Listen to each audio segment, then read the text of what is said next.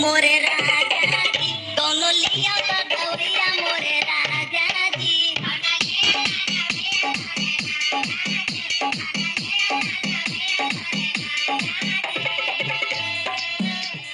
आठ बजे टूटे रोज तोहरी वो भैया हमारी रानी हो कहना पति करी गैया मोरी रानी हो।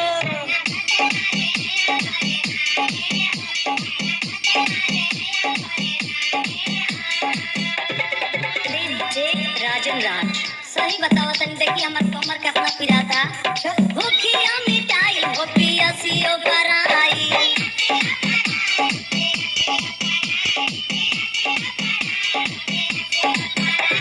जाने कौन देहिया में रोगावा समाई।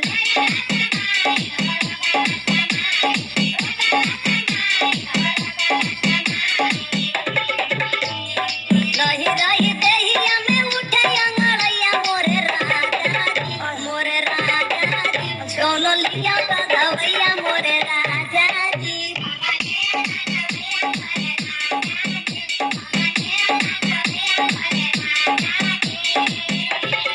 अरे हम तोहर कुल बीमारी बुझत हई हमके सिखावा बा साहब बुझत तनी बताई। जब जब पड़ जाला भिरिया का कामवा अच्छा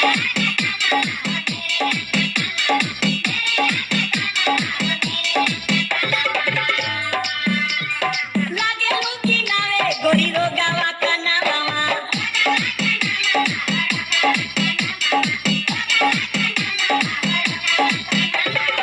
जब कोनो काम पड़ जाई तो सबके 75 के बीमारी पकड़ ले ले तोहार आज का ना पुराना रखे हम जानत।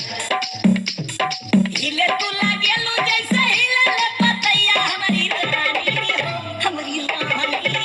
कहना ठीक कर ही गैया हमारी रानी हो।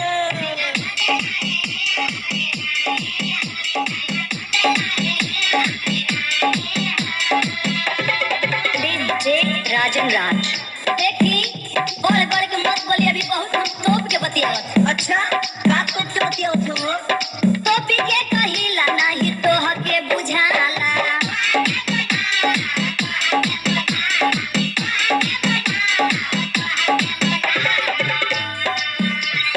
दूसर वो कहिला तो के दूसर जनाला।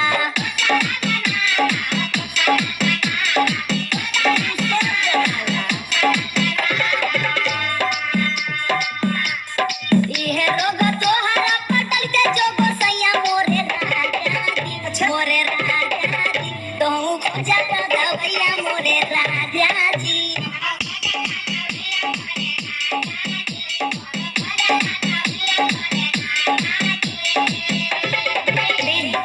राजन राज